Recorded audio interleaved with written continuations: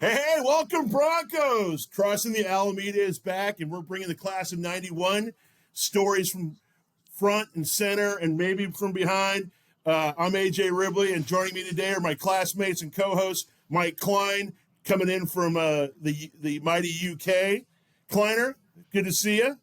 And also joining me today is Carrie Morin, who's up in Portland, Oregon, now calling that home, even though she grew up in the fabulous confines of Southern California. We're all excited to dig in with our first Bronco couple. That's right. We actually have a Bronco couple joining us today. Mike, can you please introduce our guests? Great. Thanks, AJ. Yes. Today we are welcoming two classmates who bring thoughtful and interesting perspectives on life after Santa Clara, both individually and as a couple. We have Erika Parker Price and Chris Price with us. Woo! Erika was a management major who lived on the 10th floor of Swig, next to Carrie. She currently lives in Edmonds, Washington, and works as a career and executive coach. And she had a long run in the tech world. She and Chris have two adult sons living on the East Coast. Not sure how that happened. Chris was a biology major, saved my bacon in physics class with helping me with my homework. He practiced cardiology for 20 years, and then he left to start Call Dr. Chris, which is a system that helps take patients through the medical system. And now he's also doing some clinical research. And I do have some software I could sell you. That's another story. You'll have to tell us about that after. This Yes. all was a setup, yeah. This is a very elaborate sales call. Yes, it is. There's going to also be timeshares are involved as well. Just hold on. Excellent. Well, welcome, you guys. Well, it's great to be here. Good to see you all. Yay. See you. All right, we're going to start off because we have a lot of fun things to get to. We could have taped an entire show before we hit record, actually. So just to start off, we love to ask guests this. You know, I know Erika and I lived on the same floor, but what are the living situations from Santa Clara that stand out the most fondly? We would love to hear from both of you. I'll let you go. Freshman year, being on third floor McLaughlin, the floor was just a great floor. We had, just a great group of guys. My roommate was Tom Bannon. We also had Matt Schmansky, Walter Young on the floor. Paul Halligan was our RA. And then Tim Moran and his high school buddy Tim, blanking on Tim's last name, but he was next door to me. So we just had kind of just a mixture. Plus we had one of the funny things, we had two doors down from me, we had a kid came in second half of the year who came from China, who was always on the phone. And the next year, the AT&T guys, because remember we had to stand in line to get carriers to be in there, were offering $1,000 to get the person to sign up with them. And actually what they needed was Tom White, his roommate, because that was what it was under. So they're looking for Tom White the entire time. And Tom's like, no, you need this guy, not me. Back in the day when it was $1 a minute or more to call out of the country. Oh my gosh. And then you moved out for sophomore year, right? Yeah, sophomore and junior and senior year, I was off campus. So over at Park Centrals, so the usual place everybody went. That's true. Yeah, or the condos. Yeah. Let's see. I lived 10th floor Swig with Carrie in freshman year. And I remember that was the first co-ed floor, which was like such a big deal for the parents at least. But we had fun on that floor. And then I lived in Dunn. I think it's still the same floor as you. Were we third floor Dunn? I think, yeah. So third floor Dunn. Yeah, and then junior year, Carrie and I kept staying together. We went to France together. And then I lived in apartments after that. So I lived, I can't even remember the name, Timberwood, Timber Ridge, something. I don't know. Oh, yeah. It was like Park Centrals, but it was a mile away. Did you walk to school every day? Or did you ride a bike? The brain starts to How'd you get back and delete forth? these. I did ride a bike. I both rode a bike and walked. The weird thing is my brother and I shared a car, but he lived in Colorado and I lived in California. So it was like a half year thing, and he would get it for the winter months because he really needed it. And then he would like drive it out to me. And I remember he arrived late one night and I went down to meet him, and the bumper it's a Volkswagen Golf. The bumper was inside the car, not on the car. And I was like, "What did you do to my car?" And he was like, "I do not want to talk about it. I made it here." So apparently he had had several snowstorm car accidents on the way out there, but yeah, that was what it was back in the day. It wasn't like we all had, cars and phones and all that good stuff. Funny thing about riding a bike is I was trying to explain to my kids this whole city bike thing. Like, we sort of had that at Santa Clara, and they're like, you could rent them. I'm like, no, people just grabbed bikes and rode them. I think there's still places that do that. We were out on Fire. We were out on Fire Island this summer. So our son has friends out there, and he was doing a Fire Island swim from Fire Island to Long Island. And on Fire Island, they just have bikes. Like, you just take a bike, you ride it to the bar, you ride it back home. Like, there's the first time our son was there, he was like, "Well, how do you know which one's yours? They all look the same." They're like, "Oh, it doesn't matter." Just pick one. Just pick one. Hey, if you guys could rewind time, right? If you guys could rewind time to going back to one day at Santa Clara, what's the first thing each of you would do if you went back there now versus, like if you were there, like what's that one thing that kind of resonates with you as a Bronco? Anything come to mind for you? I mean, for me, it was always just going through the garden in between the halls where they have if you actually, one of the biology classes I was in, you actually had to name all the different trees that were in there. But what was funny is that most of them had been donated by famous families. Like the Kennedys had donated 2 trees, which is why it was Kennedy Mall, and all that stuff. But just knowing that, I don't know, I like history too. So it's kind of just knowing the history behind all that. And they also had one from Haile Selassie. I think I'm pronouncing his name, Haile Selassie, who is the person that the Rastafarians actually worship, kind of. The leader of Ethiopia.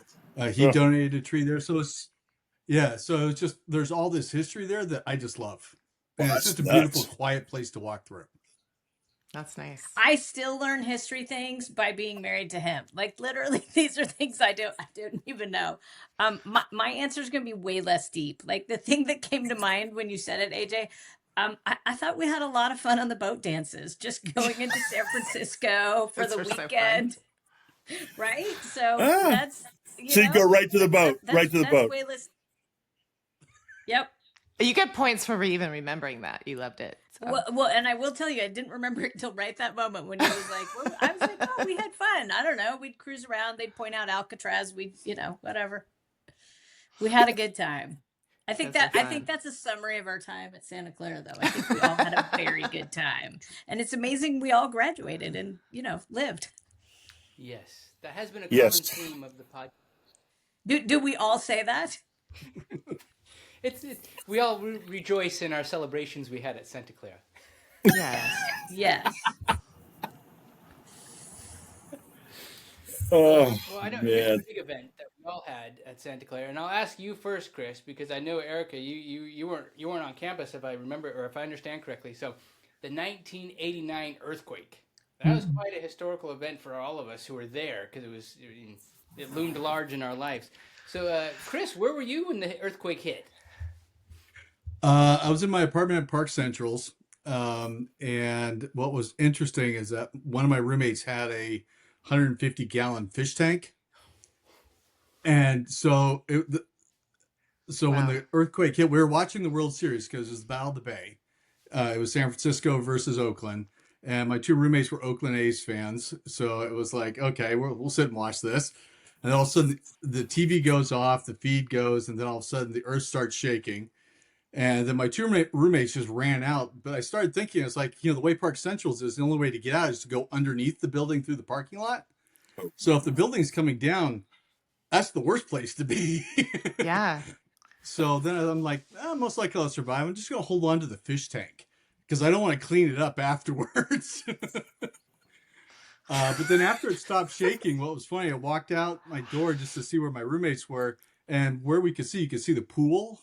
And our next door neighbor was an older person who had their grandkid over, and she was trying to grab him. The waves were about 7 feet high, and the kid was just riding back and forth in that little pool, having the time of his life. And the Oh my grandmother was God. just like, "I need you in now." Oh my God. Wow. That's crazy. So that's where I was when the actual earthquake happened. And then that night, I think all of us were on the street between the fraternity houses and Yeah, Market. Swig. Yeah. Yeah, Market, right? Yeah, yeah, it was Market Street. Yeah, maybe. I remember I got a note under my door because I was living in a dorm in France, and it said there was a killing earthquake in San Francisco. Killing? Call home. That's like specifically what it said. And I think it was, one of the other students like knew about it. I for sure didn't. And we had 2 payphones for, I don't know, Carrie, how many there were those dorm buildings, like where Cheryl and I lived. And, there's probably like 6 or 7 buildings, and they had 2 payphones for everybody, hundreds of students. But at that moment, I think I called my parents, and I'm not even sure they knew about it because I can't remember well, I guess it was evening, right? By the time, I don't know, it's all jumbled mess, but yeah, I was like, killing earthquake. What does that mean? We were pretty freaked out too because we all got to class and we all had very different sensational stories. Like Gigi came in like, I think we all everyone's had dead. really, really different stories, Yeah. right? Like, Yeah, it was pretty freaky. I do remember, I think I could get a hold of my parents because they lived in Seattle, but a lot of people that were trying to call Santa Clara couldn't get through. Right? Yeah, everything. It was all I down. don't think we could reach anybody there. Yeah. Yeah. And I remember I do remember because my dad was an engineer. And so he said, well, they said that, the Bay Bridge, like part of the Bay Bridge collapsed, but I don't think that's possible. Not the way it was built. Yeah, well. Yeah. And the whole Cyprus exchange collapsed on top of each other. It was a rough day. I was at the World Series, so that was a you were whole there? other. I was at the game, yeah, and it was crazy. Concrete was silting down in right field, and I was with Joe Brickler, one of my roommates, and we got thrown to the ground in the stadium. But then we all thought the game was going to happen. Swear. We thought, they're going to play the game. And the light transients You're waiting for them to restart. And everybody, and what one thing they never tell you, right? They never tell you this, but in the stadium, this is hand to God. It's not in the documentaries, and probably the stadium started chanting "Aftershock." There's like 50,000 people. Everybody was jacked for the for the game. Everybody wanted to happen. It was San Francisco and Oakland, and people were all fired up. And then as the radio started coming through, and you hear, okay, the Bay Bridge has collapsed, the Cypress has collapsed. And then when Joe and I start to walk out, the escalators have pulled off a Candlestick Park by like 3 inches, and you can look down through and you're like, yeah, we gotta get out of here. But yeah. Wow. It was quite the day. Crazy. Quite the day. And then we got back to Santa Clara, and it was a full blown. You could buy alcohol, batteries, and flashlights. That was all you could buy at Safeway. You could come in, get booze, batteries, flashlights. That was it. They wouldn't sell food? Nope. No. This is normally where we ask, and we wanted to go into kind of your guys' origin story soon, but I do want to ask this because you just mentioned us being in France. Do you both have a funny story? It doesn't have to be the one that involves me, Erika, but it can be. But do you both have a funny story that you look back on from Santa Clara? Doesn't have to be related to the earthquake or anything, but something that always cracks you up to tell or just remember? I was thinking about this yesterday, and for whatever reason, every time my parents came to visit, there was always something dramatic that happened. And my parents lived in Seattle. They weren't there that often, but I remember, I'll just share a couple quick ones. So freshman year, my dad, he traveled a lot for business, and he called and he was like, I'm just going to be coming into the airport. My dad was, always a night owl. So he's like, I'm not going to get in till, like 11 or something, but, I could come down and say hi. I'll rent a car. I'll drive down. So I was like, okay. And it was, I don't know, whatever night was the biggest midweek party night at Santa Clara. It was like Tuesday or Wednesday or something. I don't know. We had some night. It was probably every night, but there was one in particular. So my dad comes, he doesn't get there until like, I don't know, midnight or something. And he meets somebody from our floor, not you, Carrie. This particular person, like, never drank, never went out, but apparently had that night and met my dad. And that moment when you try and sober up because you're realizing that you're meeting somebody important and you have to be sober. And Yes. so, like, it was just this hilarious night because, like, everybody that was meeting my dad was like trying so hard to be sober. And I was like, here it is, Tuesday night at school. But then there was another time they came to parents' weekend and I told them I had to go home early. I was tired or whatever. By the time they came the next morning, I'd already been to the emergency room and I had broken my finger. So I'd been in somebody's dorm room. They decided they didn't want people there anymore. And I was like, oh, that's okay. Let's all leave. We'll get out. And so I'm the last person. I'm closing the door behind me and he kicks the door while my hand was in it. So that person was not in our grade. I will not out who that was. But I will add the last one with my parents was my parents came to visit me when I was studying in France and the Berlin Wall came down that weekend. And so I said, we were going to go to the south of France, but we have to go to Berlin. Like we can hop on the train. We can get to Berlin. It's the first time you can go into East Berlin. And so we did all that and it was amazing. And we talked to these people who had like just, come out for the first time, but there was nowhere to stay in Berlin. And Carrie, we were all like, well, and I don't know if either of you were either of you over there studying abroad at that time? No. Okay. We could very easily like hop on the train and just pick a new city to go to or whatever. So I was like, let's just see where we can get a train to. And Amsterdam was what came up. So we went to Amsterdam and we're walking like through the city the next day. And I just remember there's this giant pile of leaves. It's fall. This is totally editable out if you want. 3 people I know are laying in this pile of leaves. They have a hat. I think it's from the Oktoberfest, which we had all gone to earlier. Hats in front of them. Should anybody want to make a donation as people go by? That wasn't even. Like, go ahead. What? Yeah. So we're walking by and then one of them stands up and is like, Erika! And I realized that I know these 3 people. And it's in front of a museum too. I don't remember if it's like the Rijksmuseum or something, but it's like on the side of the museum. Remember, all substances were legal. All the ones that are legal in the US now were legal there. I think everybody was having a good time, but literally every time I went anywhere with my parents, in any country, any place, we would run into people. And I think that was all just a sign of, kind of how life was most every day. Oh my God. It's so funny because I sometimes think I dreamt that. And I'm going to say I might even have a picture of it. I'm going to go look. I hope you do. I think I do. I sometimes think because I remember the leaves. Like the leaves is the part I remember. The only thing was there money in the hat? Did people actually throw money into the hat? I don't think so. Here's the thing: like we didn't actually like. This person took her hat off just because we were like, we need to chill. We need to like sit down and chill.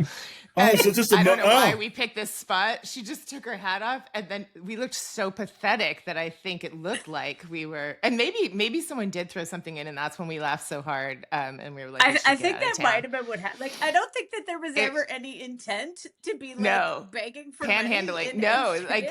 That was one of many signs that we should probably leave earlier than we were planning. But yeah, it was. I will never forget that because like, and we all survived. We're far from like where we were studying, and we were like, what day is it? Where like lots just one little piece of cake, And here we were, and Erika walks up with her parents, and we're like, is that real? Like, are we imagining?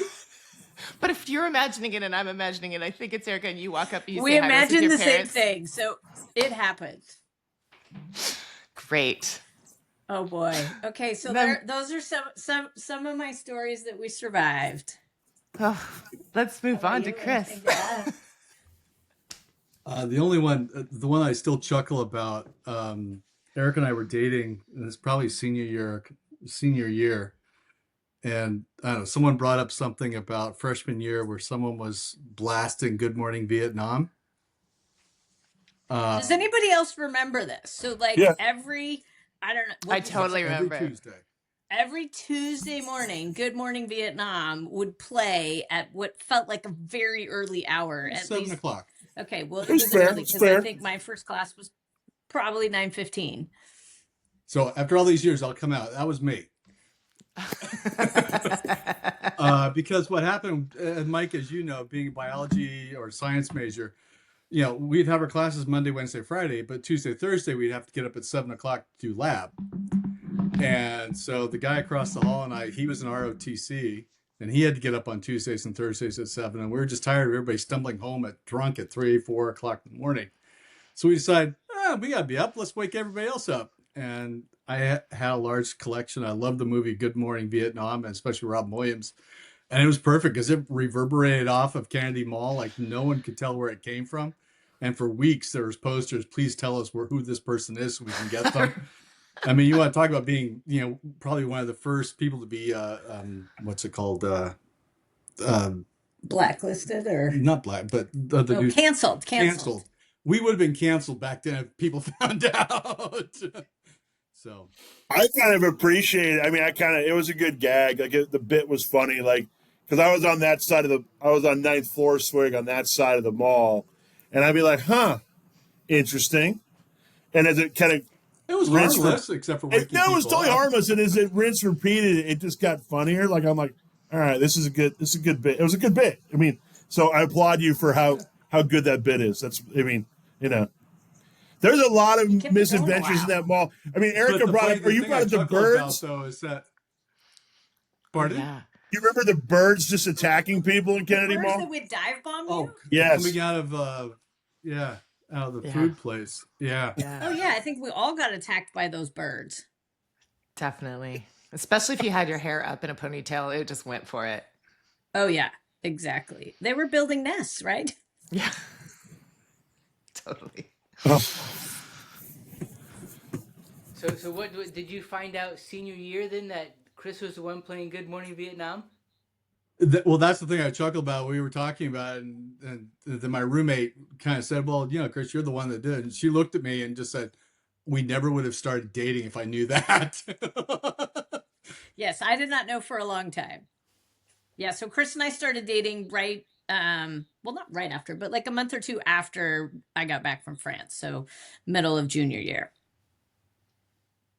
How did that all come about?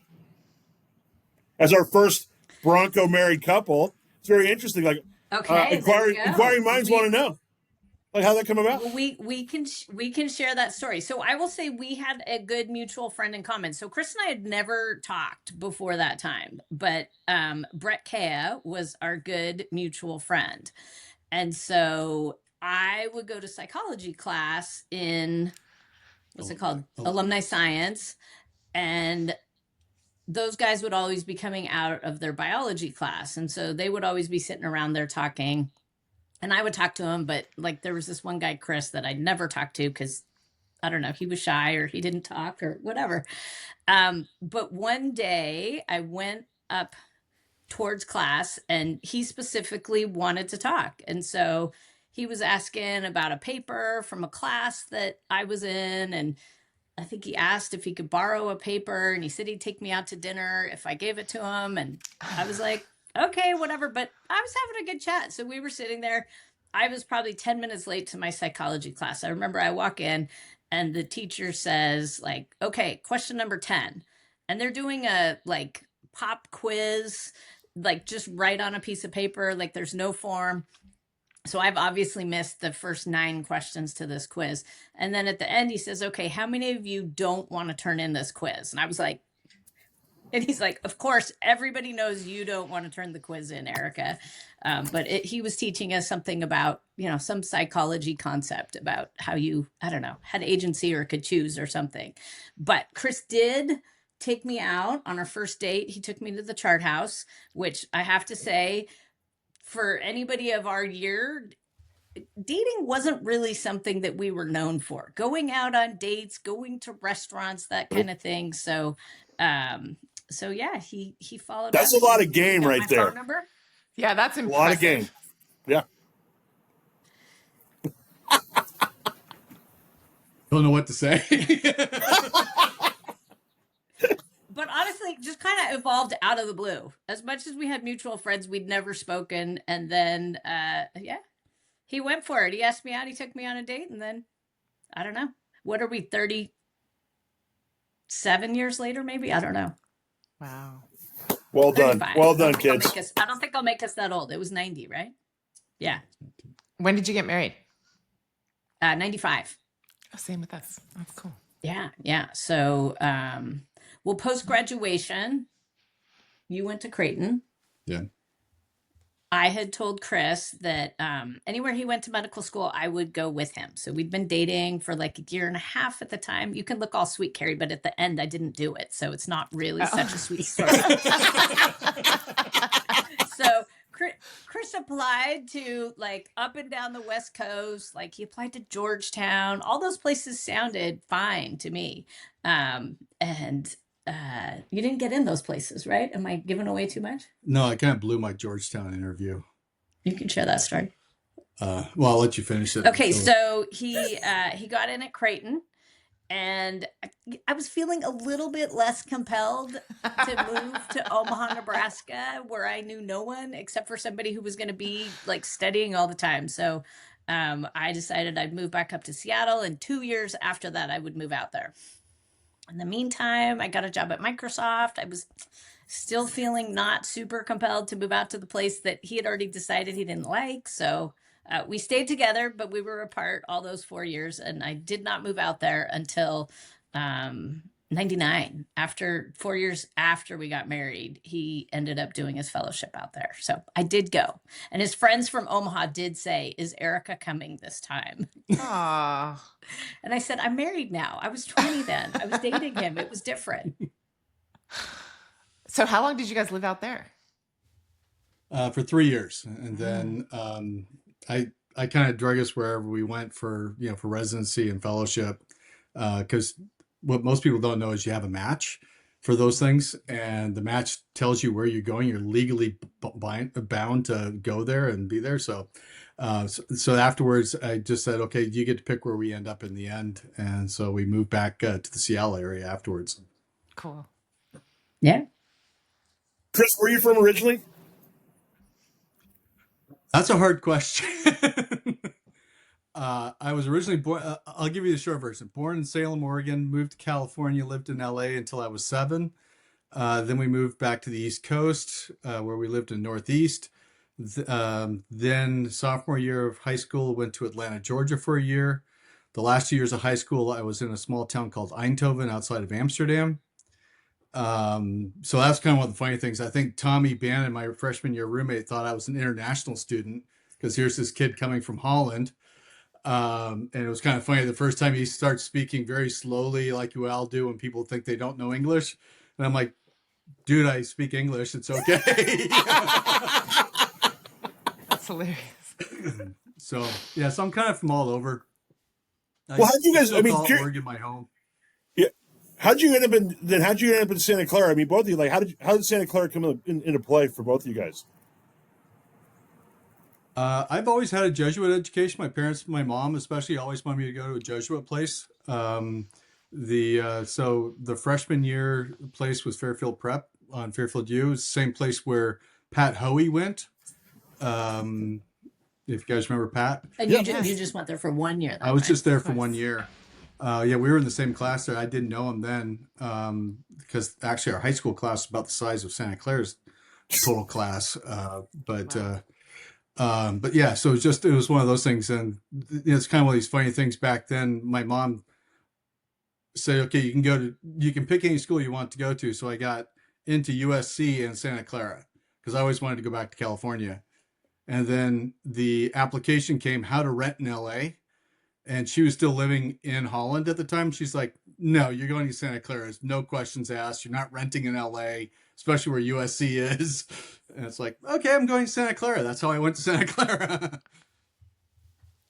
Yeah, for me, I think similar. I wanted to go to California. I think people that grow up in the, rain want to go try it out somewhere else. And Santa Clara was just a school that, people had kind of just started hearing about. Like I think there were 5 people from my graduating class that went to Santa Clara. So I applied to a bunch of schools down there, and I remember I was having a really hard time making a decision about where I was going to go to school. And, it could have been UCLA. I could have stayed and gone to UW, Santa Clara. Those were kind of my last 3 choices. And I remember I had a dream one night, and I went downstairs and I told my parents, like, I had a dream. I know where I'm going. There was a nun in my dream. And so I'm going to Santa Clara. And my parents did not take that as an answer at all. They're like, that is not a good answer. Like, we'll send money to all 3 schools so that you can decide later. And I was like, no, absolutely not. I know I'm supposed to go to Santa Clara, and I held on to that. So. And you're not Catholic, right? You mentioned that, right? And you're not Catholic? Right. You're not Catholic, and a nun comes to you in your dream. I didn't have a lot of dreams about nuns. That's what I'm saying. Yeah. It's unbelievable. So for me, it was just the sign. I was like, that's what it's supposed to be. It's funny too, because I stand by it. It is what it was supposed to be. There's very few nuns at Santa Clara too. That's funny. Right, exactly. It's you can tell I didn't really know much about the school either. So what was it like for your kids to grow up hearing all about Santa Clara? Did they apply there? Did you want them to? I mean, they both had specific things that they wanted. So they did not really want to go to school at Santa Clara. So our older son's a swimmer, and so he wanted to go to Division I swimming school. And so it was out for him. And then our younger son wanted to go to the best computer science program that he could get into. So they kind of had their own things, but they would come to us. They've come to the reunions before. And I remember we were doing the 5K, like there's a 5K run walk or something. And so Jolene Carlson, now Jolene Rocchio, who was one of my roommates, she and I were walking this 5K, and, we haven't seen each other in a long time. We're just having a good time. We're like halfway through it. And our younger son, Steven, texts me and he goes, I won the 5K. So I was like, oh, okay, good. So we get to the end and he's draped in all this Santa Clara stuff. I think he did apply because I think he put that in his essay. But he did apply. But at the end of the day, they both went east. So they both ended up in Boston. One was at Boston College and the other at Worcester Polytechnic. Oh, nice. Very cool. Yeah. So.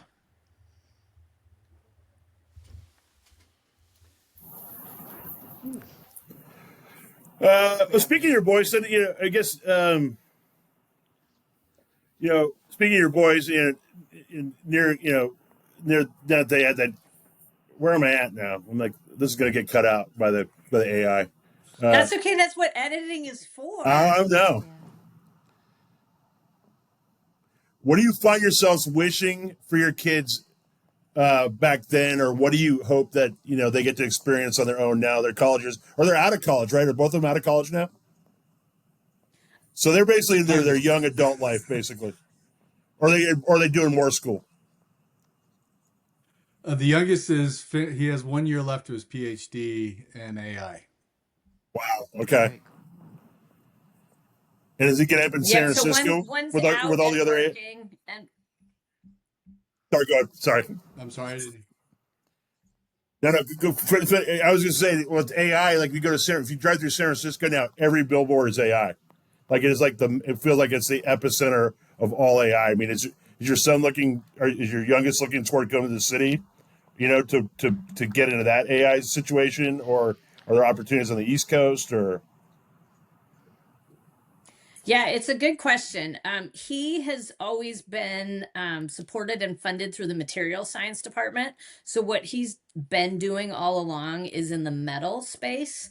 So he's open to where it goes, but also thinking about actually has started his own company too. So So I don't know. I mean, I feel like he's in a specific part of it right now, but with machine learning, you can go anywhere.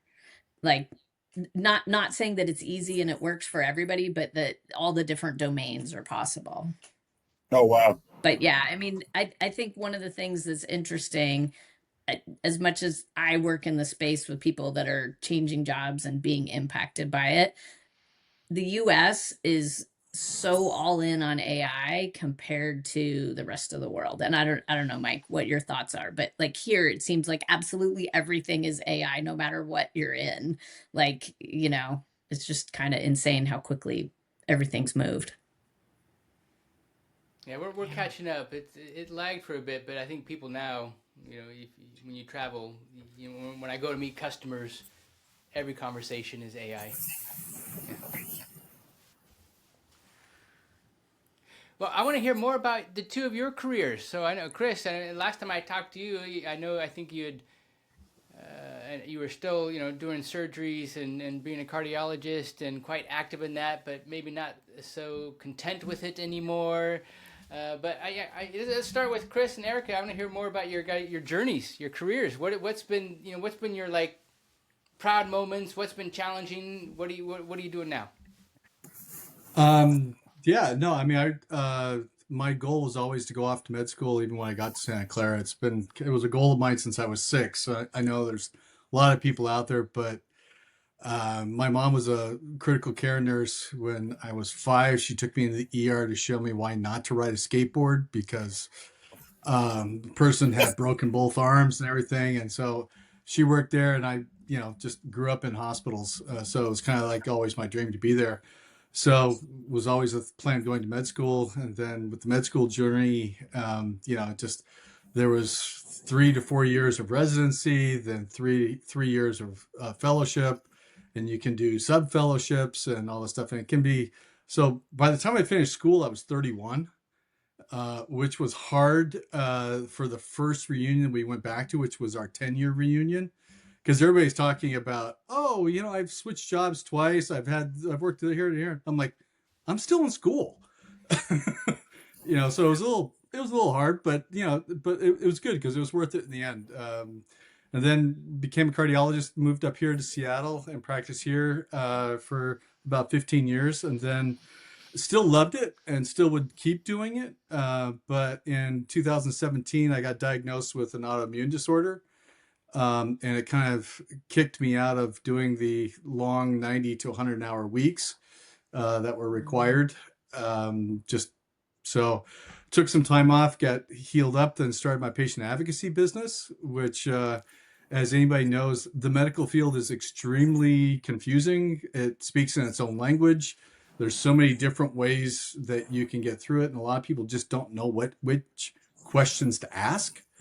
And if you can educate them and tell them, and then the nice thing for me was I could actually take the time that the doctors didn't have to explain what was going on, because I was an internal medicine board certified in that first, then cardiology.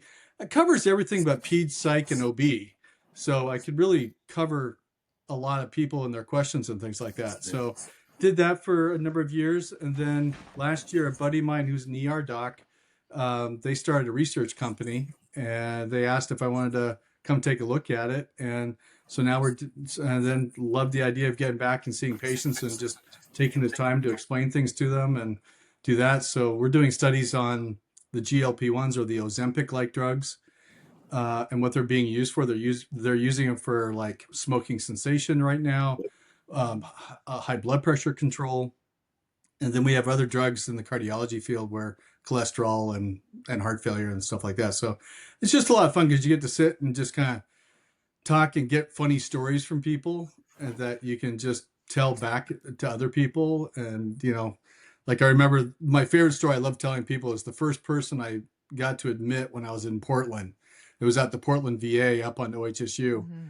And the guy comes in, he's 86. He's coming in really bad heart failure where he couldn't breathe. And at that time, the first one you asked him is like, so what'd you do with your life? You learned as you got longer in your thing that cut the questions down to just the bare necessities because you have 20 people to see. But he answered, and he's like, oh, I just got out of jail. And I'm like, okay, what'd you go to jail for?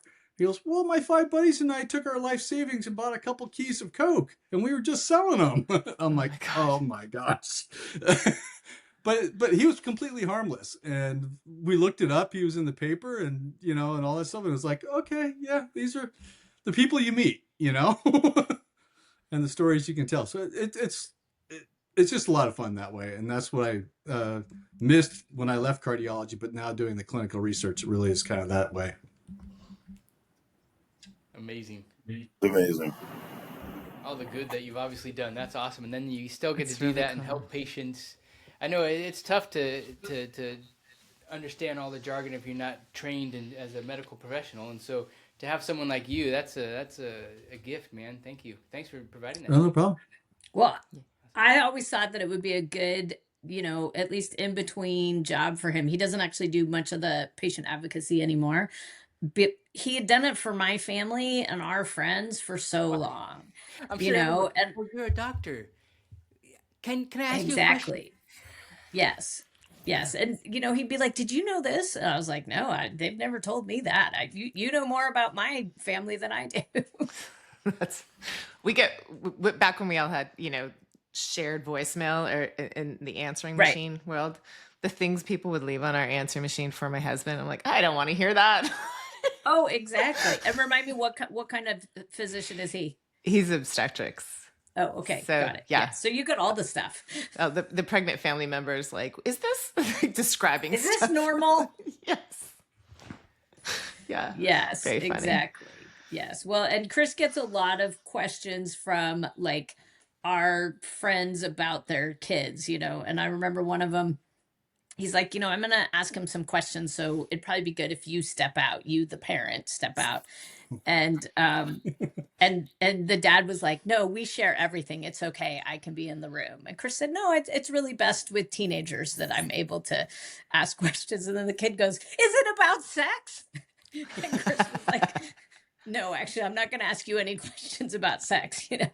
Drugs, alcohol, and caffeine. Yes, I will definitely do it. But I will say that there's been a whole lot of people that have asked Chris questions that always come down to caffeine. Like, so how many energy drinks are you having? You 14-year-old that thinks your heart's doing this like thing. Yeah. Wow. So. Yeah, but it's also fun though too. Like we just went to the Bryan Adams concert here in Seattle on Friday. To show that we're old. But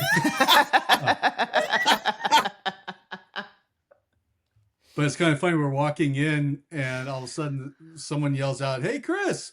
Erika turns around, and it's the security guard, and it ends up being one of the guys we have in our research. And he just sat and chatted with him for a couple minutes. So it's kind of fun, It's just That's really people fun. you get to meet and help and all that stuff. So helpful. Erika, what about you? Like, I want to hear, I really loved your podcast. And I know that that's kind of a blip in your illustrious long career of everything you've been doing. But I'm just curious, like how all that, like what was the trajectory of all that? Yeah. I don't know that there was any planned trajectory is the truthful answer. So, when I moved back to Seattle, and I don't know specifically how you all did, but I found 1991 to be a super hard time to find a job. So I moved to Seattle. I did not have a job. And I tell a lot of people this story now. I'm like, everybody says use your connections. I had some good connections through like a friend of my dad's.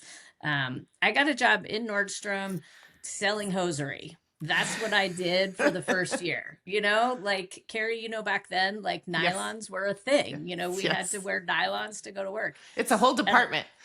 Exactly. It was an entire department. But that's what I did for the first year. Like, I mean, I was still looking for jobs, interviewing, whatever. But anyway, so a year after that, I got a job at Microsoft. And the thing I remember is that I took a pay cut to go from Nordstrom sales floor to go to Microsoft. And, the company's always been known for not paying well, but it paid particularly poorly then. But I was there for 3 years. I was in inside sales and then marketing.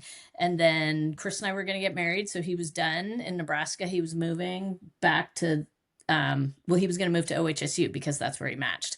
And so in this very pre-remote time, I put together like a whole proposal. I had my boss's approval. I was going to work at the Portland sales office 3 days a week. I'd drive to Seattle 2 days a week, and, you know, I'd pay for it all on my own dime. And they said no. That was like, absolutely no. If I can't see the whites of your eyes 5 days a week, you know, then that's a no-go. So I had to leave, and so ended up at Symantec and then Intel when I was in Portland. And then 4 years later, had to move again. And so I pushed the remote proposal again, and this time it worked out. And so they let me move to Nebraska and keep my job. The challenge for me over that time was because that was the time right when I started having kids. I had both of our kids when we lived in Nebraska, and I traveled a ton. So I traveled, you know, I tried to minimize it as much as I could after I had a child, but it just, you know, it was a ton of work to be traveling with a baby. I had a baby and a nanny, and, you know, I could have left him at home, but Chris was never home. Like, he would be gone for 36 hours at a time. But I did that for a couple of years until like I had my second child. And then, you know, by that time we were moving to Seattle, and, you know, I like stayed as long as I could till they were 1 and 3. And then I just felt like, you know what, like I am not succeeding in any part of my life right now, you know, at work, being a mom, like just felt like nothing was going well. So I just totally stepped away. And that's what my podcast ended up being about, because I took a 13-year career break. And I always thought during that time, like I'd know when it was time to go back, like it would be obvious. And I don't know. I don't feel like things are always as obvious as you think they're going to be, you know? No, totally not. So yeah, so I eventually went back to work.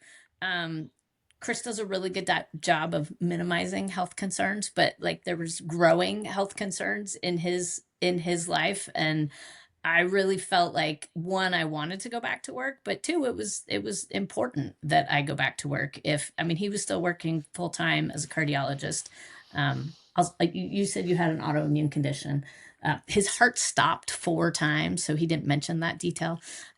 So yes, so there you go, little eye roll there. But you know, so all of that was happening kind of at the same time, and it wasn't clear. It wasn't like it was diagnosed. It wasn't, you know, it's just like kind of this nebulous time. You have teenagers, and so I went back to work. I wanted to go back to tech. I was like, hey, I had, you know, a dozen years in tech. I could go back and do that.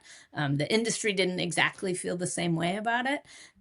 So I went back, did something else for a while. I started a podcast for women going back to work because I was just super passionate about that idea. And I felt like, you know what, if you were successful before, you're just wiser now. The fact that you've taken time off to raise kids, like that does not diminish what you can do. And so then eventually 2020, I went back to Microsoft. I stayed there for 4 more years. And 2 years ago, I thought, you know what, I think I'm really ready to be my own boss. There were parts of the job I loved, and there were parts of the job where I thought, I'm really not looking forward to anything on my calendar today.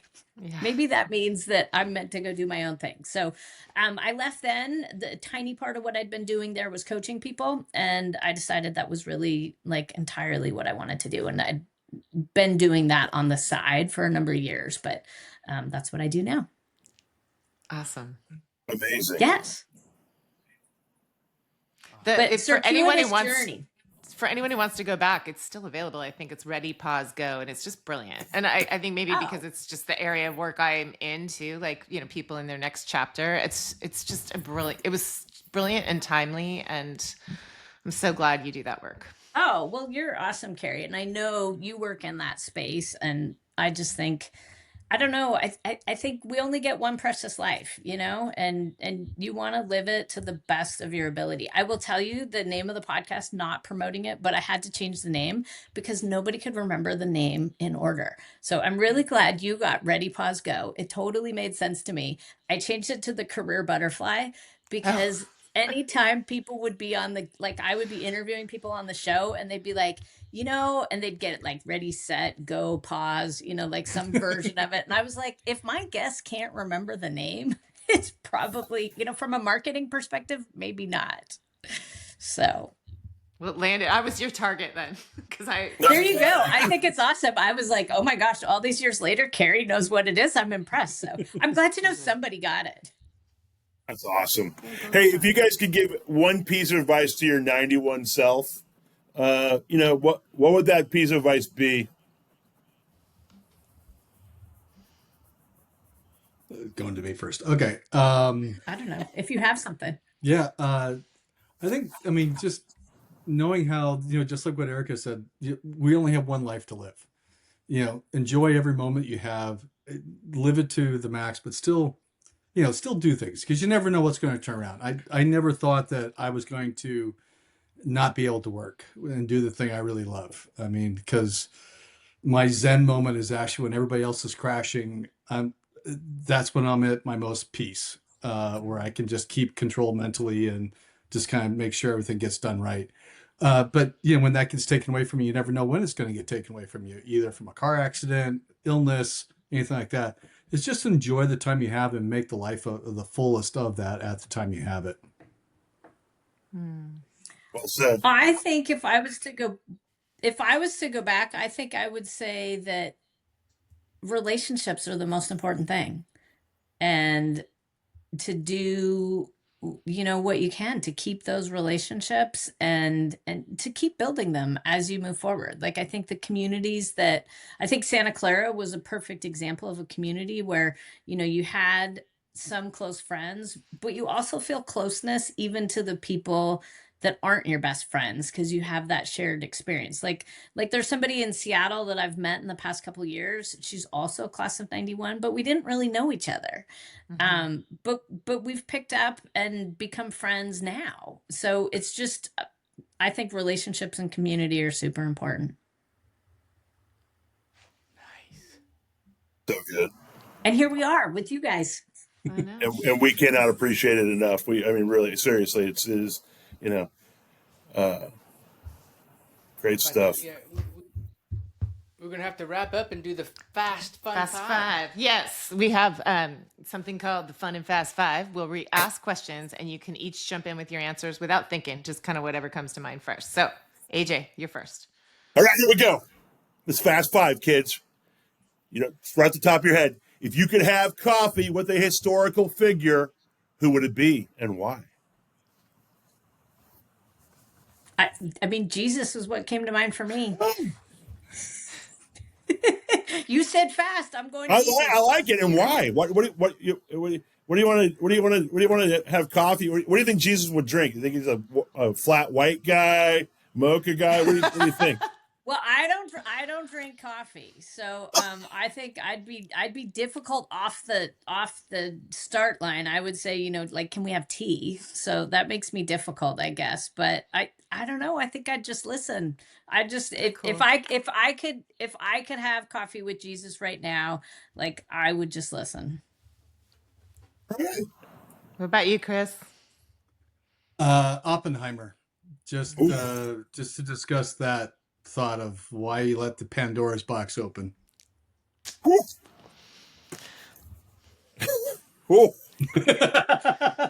Sorry, maybe a little too deep. Hey, History. thanks. Great. We went from Mike, Jesus next. Christ to Oppenheimer. I like it. All right. What else we got, Mike? Chris and I were not the exact same person in college, and we still aren't. And we're pretty much black and opposites 100%. So That works. It works. It works. That's it. That's it. It's working. So what do you can answer it separately if you watch separate shows, but what are you binge watching right now? I will say we just finished watching The Diplomat.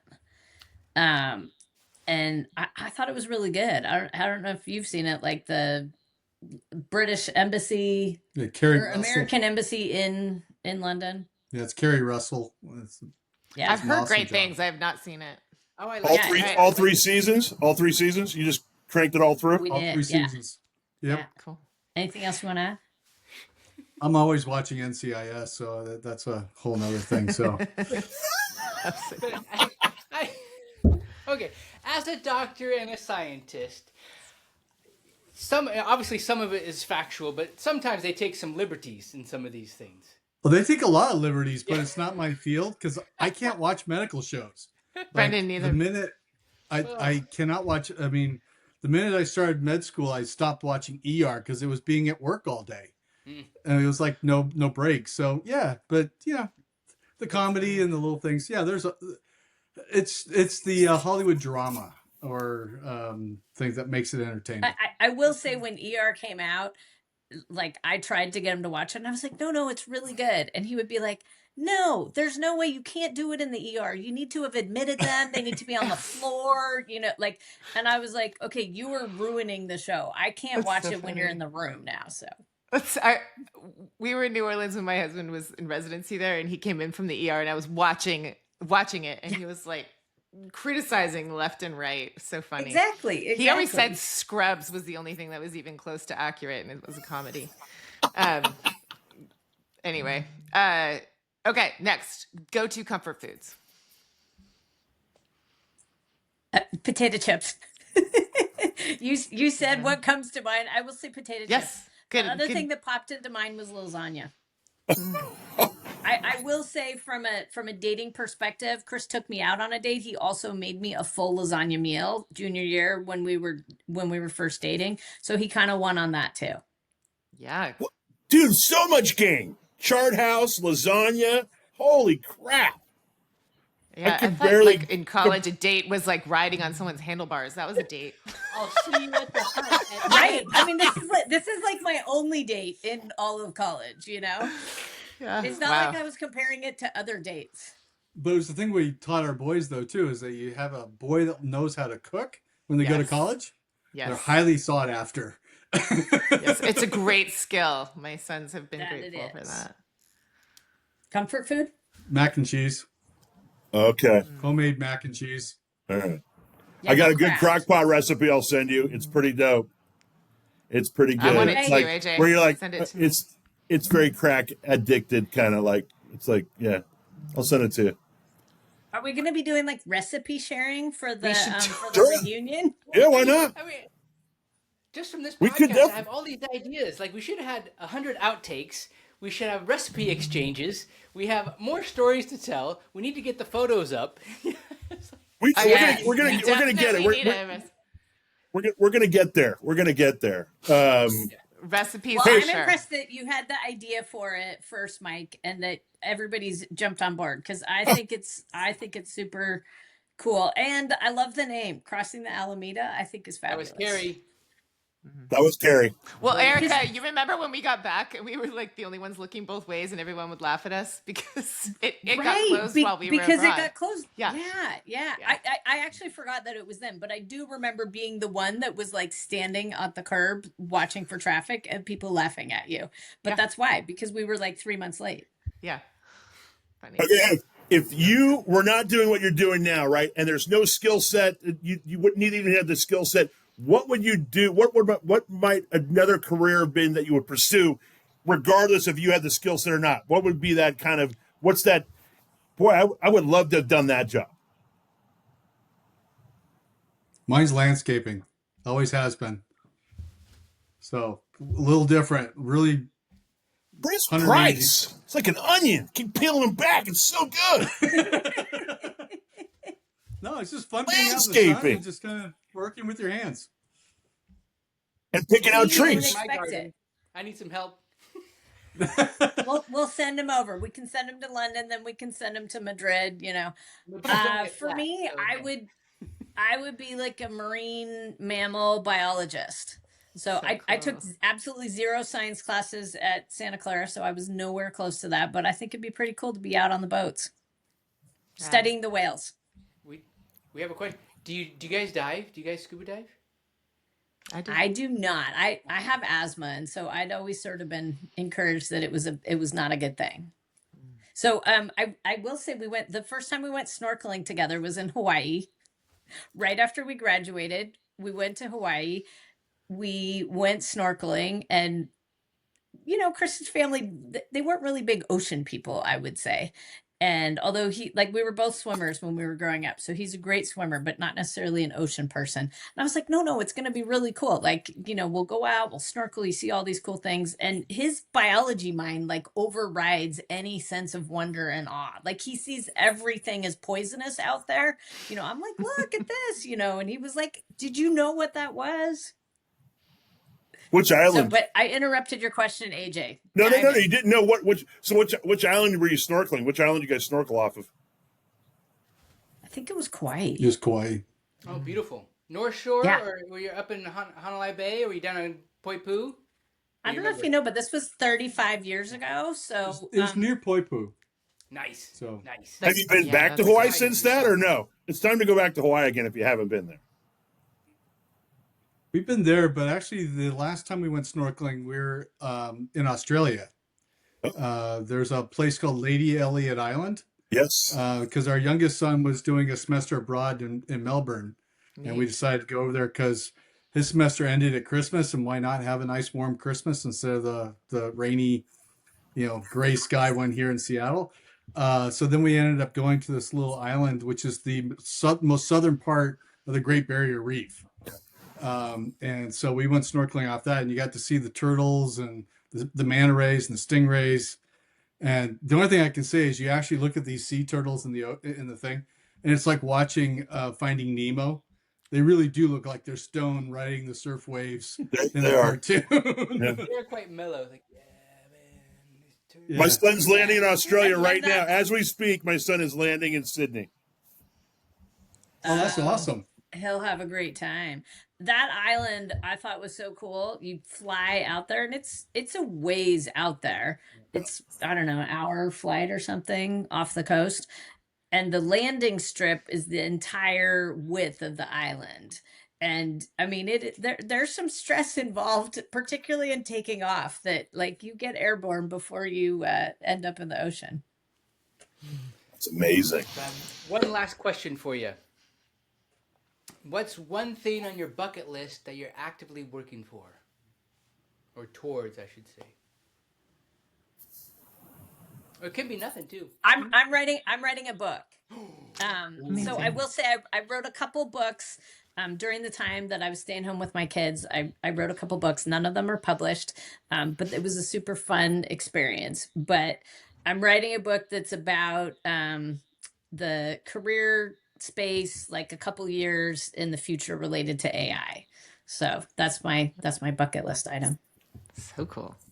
All right. What about you, Chris? Not actively working towards anything on my bucket list. All right. I can add Mike's garden. Okay, good. We'll have Yeah. Mike's garden. In London. Yeah, that's great. In the I will UK. say somebody that likes to landscape and cook, it's good. When their career like kind of comes to a crashing end, you're not going to work anymore and it isn't what you planned, which is what happened to him. Like being able to just go out and work in the yard and cook, those were good things. People are like, is Chris going crazy? I'm like, I mean, not really. He's pretty happy at home for a little while. That's awesome. It works. That is good. But now he's back in the regular world and figured out what it is to commute an hour to work. I have said here before that like when health issues happen, it goes from bucket list to fuck it list. It's just like whatever it is. It's gonna be I good. think I think that's so true, Carrie. Yeah. And I know you've experienced, I saw you nodding, but experienced all those journeys. Yes, for sure. Carrie gets credit for coining the fuck it list. I must applaud her for that. It's I think in life, it's a little combination of both. Like there's your bucket list, but you know what? If you don't take risks and chances and know that, to Chris's point, like, if your heart stops 4 times, you might be like, fuck it. I'm going to start really trying to do what I want to do and live and figure out the best way to, as you guys say, we get one rip. You get one ride in the merry-go-round, so you better have a good time doing it, Yeah, Seriously. absolutely. You guys, thank you so much for this time. This has been so fun to reconnect and hear from you. And it makes me want to make sure I go to the next reunion since you guys are There you always there. go. You're Sounds going to like. have to be there more often, Carrie. Yeah. There was a while where they were happening when I was pregnant and I was like, do I like these people sober? No, I'm kidding. Oh! I'm joking. I know. No, there were some early on when we didn't go earlier either. So I was more just like, I think I might end up being a babysitter, and I did anyway when I went, and it was hilarious and fun. So I missed out. all good. Yeah, and now we're in like a newer phase of life with older kids and all that. AJ, you still have one that's how old I still is got yours? my baby's a junior in high school, so we're still rolling along with that, and that's its own thing. And she's amazing. And our late in life baby showed up, and she's an ass kicker. And yeah, it's great. I mean, yeah, I'd really like to get to. I'd like to get to empty nest, but I'm also happy that I got one still in the nest, and I learned something new every single day of what I'm most of the time Well, doing wrong. We did empty nest in 2020, and it's not the year I would recommend for it.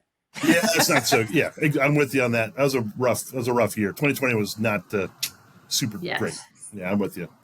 Yeah, people ask that, like, how was that transition for you? I was like, it was 2020. Absolutely nothing normal happened that year, and that's all I have to say. I think that's a fair statement. Back home. Yeah, like the one that had left came back. He wasn't happy about that. The one that was supposed to be going, all that got messed up. So. Yep.